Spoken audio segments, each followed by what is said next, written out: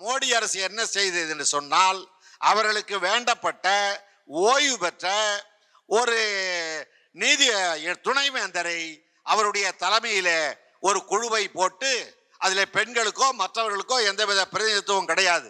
இவங்களை வைத்து உருவாக்கப்பட்ட ஒரு சட்டம் இது மக்களுக்கான சட்டம் அல்ல, மக்களுக்கு வேண்டிய உரிமைகளை பாதுகாக்கக்கூடிய சட்டம் அல்ல. அந்த வகையில இந்த சட்டம் உருவாக்கப்பட்டிருக்கிறது. இது வெகு மக்களுக்கு எதிரானது, ஜனநாயகத்திற்கு எதிரானது, மனித உரிமைக்கு எதிரானது என்பதை உங்களுக்கு சொல்லி, இந்த சட்டங்களிலே எவ்வளவு குறைபாடு என்பதற்கும் காவல்துறையினுடைய ராஜ்யமாக இந்த நாட்டை ஆக்குவதற்கு இந்த அரசாங்கம் முனைந்திருக்கிறது ஒரு உதாரணம் சொல்லி நான் அடுத்த உள்ளே தலைப்புக்குள்ளே போக விரும்பவில்லை. 14 நாள் அதுக்கு முந்தி ஒருவரை கைது செய்து விட்டால் 14 நாட்களுக்குள்ளாக நீதிமன்றத்தில் நாங்கள் போலீஸ் காவல் அவர் எடுத்துக்கணும், அவரை விசாரிக்க வேண்டும் என்று காவல்துறை சொல்லும். ஆனால் இன்றைக்கு காவல்துறைக்கு எவ்வளவு பெரிய அதிகாரம் கொடுக்கப்பட்டிருக்குன்னு சொன்னா, 60 நாட்கள் வரை அந்த குற்றவாளி என்று கருதப்படக்கூடிய ஒரு நபரை காவல்துறை தன் பாதுகாப்பிலே வைத்துக் கொள்ளலாம். 60 நாள் கழித்து அவர்களை நீதிமன்றத்திலே கொண்டு வந்து ஆஜர்படுத்தலாம்னா எந்த அளவிற்கு இது ஒரு மனித உரிமை மீறல் இந்த குற்றவியல் சட்ட திருத்தம் என்பதை உங்களுக்கு இங்கே சுட்டிக்காட்ட நான் கடமைப்பட்டிருக்கிறேன். ஆக இப்படிப்பட்ட சட்டங்களை பற்றி, இந்த சட்ட மிரட்டல்களை பற்றி, இந்த சட்டங்களை எல்லாம் காட்டி எங்களுடைய ஜனநாயக உரிமையை பறிப்பதை பற்றி கவலைப்படாத இயக்கம், அஞ்சாத இயக்கம் திராவிடர் கழகம் என்ற இந்த பெரியாரின் பேரமைப்பு. கடந்த காலத்திலே எங்கள் அமைப்பு ஜாதியை பாதுகாக்கக்கூடிய இந்திய அரசியல் சட்டத்தின் சில பிரிவுகளை எரித்து பெரியாரின் ஆணைக்கு கட்டுப்பட்டு கொளுத்தி நாங்கள் 10,000 பேர் அந்த போராட்டத்திலே தமிழ்நாட்டிலே ஈடுபட்டிருக்கிறோம். அது 3,500 பேர் கைது செய்யப்பட்டிருக்கிறோம். 3,500 பேருக்கு கொடுக்கப்பட்ட தண்டனை, அதிகபட்ச தண்டனை 3 ஆண்டுகள். அப்ப இந்தியாவிலேயே ஒரு காஸ்டிசத்தை ஒழிப்பதற்காக, ஜாதி அமைப்பை ஒழிப்பதற்காக மிக அதிகபட்ச விலை கொடுத்த, தியாகம் செய்த, 3 ஆண்டுகள் சிறையிலே இருந்த ஒரு பேர் இயக்கம் பெரியாரால் உருவாக்கப்பட்டு இன்றைக்கு தமிழர் தலைவர் ஆசிரியரால் வழிநடத்தப்படக்கூடிய திராவிடர் கழகம் என்பதை பதிவு செய்ய விரும்புகிறேன். ஒரு வீரம் செறிந்த இயக்கம். பூச்சாண்டிகளா நாங்கள் கவலைப்பட மாட்டோம். பெரியார் அவகாசம் கொடுத்தார். சட்டத்தை கொளுத்துகிற போராட்டத்தை அறிவிப்பதற்கு முன்னால் நவம்பர் மாதம் 3ஆம் தேதி போராட்டத்தை அறிவிக்கிறார் பெரியார். 26ஆம் தேதி இந்த போராட்டம் நடக்கும். மத்திய அரசுக்கு 23 நாள் கெடு கொடுக்கிறார். அது வரைக்கும் சட்டத்தை கொளுத்தினா, சட்டத்தை எரிச்சா, சட்டத்தை அவமரியாதை பண்ணா என்ன தண்டனை என்பதே சட்டத்திலே இல்லை. அப்ப இந்த அரசாங்கம் என்ன செஞ்சிருக்கணும்? இவர் சொன்னார் ஜாதியை பாதுகாக்கக்கூடியதா மத சுதந்திரம் என்ற பெயரிலே இந்திய அரசியல் சட்டத்தினுடைய 25வது பிரிவு, 27வது பிரிவு, 26வது பிரிவு, 372வது பிரிவு இவையெல்லாம் இருக்கிறது. இதையெல்லாம் நீங்க திருத்திக்கிட்டீங்கன்னா நான் போராட மாட்டேன், என் இயக்கம் போராடாது, இந்த சட்டத்தை எரிக்காது என்று சொன்னா அவன் என்ன செய்யறான்?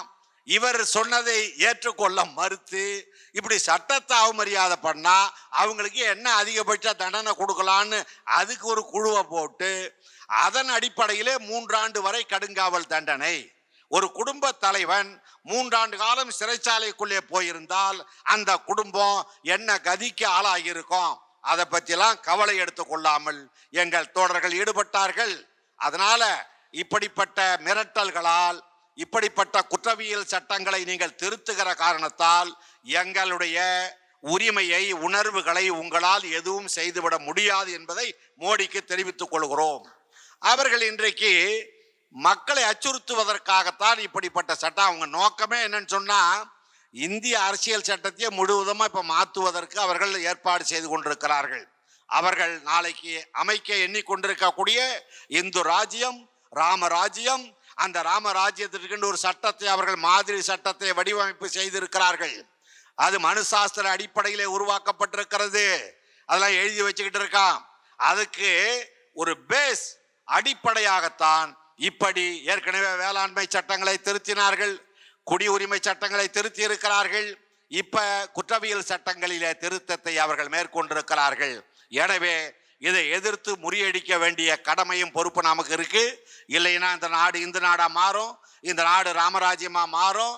இங்கே நாம் எல்லாம் சம்பூகன்களாக ஏகலைவன்களாக கொல்லப்படலாம், அல்லது நம்முடைய உரிமைகள் பறிக்கப்படலாம், நம்முடைய போராட்ட உணர்வுகள் நசுக்கப்படலாம் என்பதை உங்களுக்கு சொல்லி, அவருடைய கட்சி என்பது எப்படி இருக்கிறது என்று கேட்டால், ஒரு சட்டத்தை உருவாக்கிய சிற்பி அடல் அம்பேத்கர் அவர்கள், சட்ட சிற்பி, சட்ட மாமேதை. இந்த இந்திய அரசியல் சட்டத்தை அவர்கள் உருவாக்கிய அந்த குழுவிலே 4 பேர் பார்ப்பனர்களாக இருந்தாலும், ஒருவர் இஸ்லாமியராக இருந்தாலும், ஒரே ஒரு அம்பேத்கர் இருந்த காரணத்தினால்தான் schedule caste, schedule tribe, BC, OBC என்று சொல்லக்கூடிய இந்த பிற்படுத்தப்பட்ட தாழ்த்தப்பட்ட மக்களுக்கான இந்த அளவுக்கான உரிமைகளையாவது பாதுகாக்கக்கூடியதாக இந்திய அரசியல் சட்டம் இருக்கிறது. அப்படிப்பட்ட அம்பேத்கர் பெயரை சொல்லுகிறார் அமித்ஷா உள்துறை அமைச்சர். நீங்க அம்பேத்கர் அம்பேத்கர் அம்பேத்கர் என்று சொல்லுவதற்கு பதிலாக கடவுள் கடவுள் கடவுள் என்று சொன்னால் உங்களுக்கு மோட்ச சாம்ராஜ்யத்திலாவது இடம் கிடைக்குமே. அம்பேத்கர் என்று ஏன் சொல்லுகிறேன் என்று சொன்னா, அம்பேத்கரை ஒரு சட்ட சிற்பியை, சட்ட மாமேதையை, இந்திய அரசியல் சட்டத்தை வடிவமைப்பு செய்து கொடுத்த ஒருவரை எவ்வளவு கேவலப்படுத்த வேண்டும் என்று நினைக்கிறார்கள். இல்லாத ஒரு கற்பனைக்கு நாம் மரியாதை கொடுக்க வேண்டுமாம், இல்லாத கற்பனையை தூக்கி கொண்டாட வேண்டும் என்றால் அப்ப அவங்க நோக்கம் என்ன? அவனுக்கு பொது அறிவு இருந்திருந்தால் மாட்டு மூத்திரத்தை வாங்கி முகம் கழுவக்கூடிய அவர்கள், மாட்டு மூத்திரத்தை வாங்கி தலையில தெளித்து கொள்ளக்கூடிய அவர்கள், மாட்டு மூத்திரத்தை வாங்கி உள்ளுக்கு சாப்பிடக்கூடிய அவர்கள், மாட்டு பாலை, மக்களுக்கு பயன்படக்கூடிய உண்ணக்கூடிய பாலை கொண்டு போய் கல்லிலே ஊற்றக்கூடிய அடிமடையர்களே, உங்கள் கையிலே இந்த சட்டம் சிக்கி கொண்டு எவ்வளவு சீரழிவை அடைந்து கொண்டிருக்கிறது. சாணியை சாணியாக பார்ப்பது நம்பிக்கை, சாணியை சாமியாக பார்ப்பது மூட நம்பிக்கை. சாணியை சாணியாக மட்டுமே நாங்கள் பார்ப்போம், அதை எருவாக பயன்படுத்துவோம், எரிபொருளாக பயன்படுத்துவோம், ஒரு வாயு பொருளாக பயன்படுத்துவோம். ஆனால் சாணியை நீங்கள் சாமியாக பிள்ளையாராக வழிபடுகிறீர்கள். உங்களுக்கு பக்தி இருந்தால் புத்தி இருக்காது, புத்தி இருக்கிறவனுக்கு பக்தி இருக்காது என்று எங்க தலைவர் பெரியார் அன்றைக்கே சொல்லி இருக்கிறார். அப்படிப்பட்ட இந்த மதவாதிகளை, மௌடிகத்தில் ஆழ்ந்திருக்கக்கூடியவர்களை, மத நாடாக இந்த நாடை ஆக்க வேண்டும் என்று மனப்பால் குடித்து செயல்படக்கூடிய அவர்களை, அவர்கள் முயற்சியை நாம் எதிர்த்து முறியடிப்பதற்கு தந்தை பெரியார் கொடுத்த பேராயுதமான நம்முடைய கழகத்தின் தலைவர், தமிழர் தலைவர் ஆசிரியர் வீரமணி அவர்கள் தலைமையிலே நாம் மோடி அரசை வருகிற 2026 வீழ்த்துவோம் வீழ்த்துவோம். அந்த ஆட்சி வீழுகின்ற நாள்தான் இங்கே ஜனநாயகம் தழைக்கக்கூடிய நாள், மதச்சார்பற்ற தன்மை தழைக்கக்கூடிய நாள், சோசலிசம் வளரக்கூடிய நாள், சமத்துவம் வளரக்கூடிய நாள், மனித உரிமைகள் மதிக்கப்படக்கூடிய நாள். இந்திய துணைக்கண்டம் முழுவதும் இந்த கருத்துக்கள் எடுத்து செல்லப்பட வேண்டும். பெரியார் என்ற அறிவு சுடர், பகுத்தறிவு சுடர் நீங்கள் பஞ்சாபிலே தூக்கி செல்லுங்கள், மக்கள் மத்தியிலே, கேரளத்திலே தூக்கி செல்லுங்கள், தெலுங்கானாவிலே தூக்கி செல்லுங்கள். நன்றி, வணக்கம்.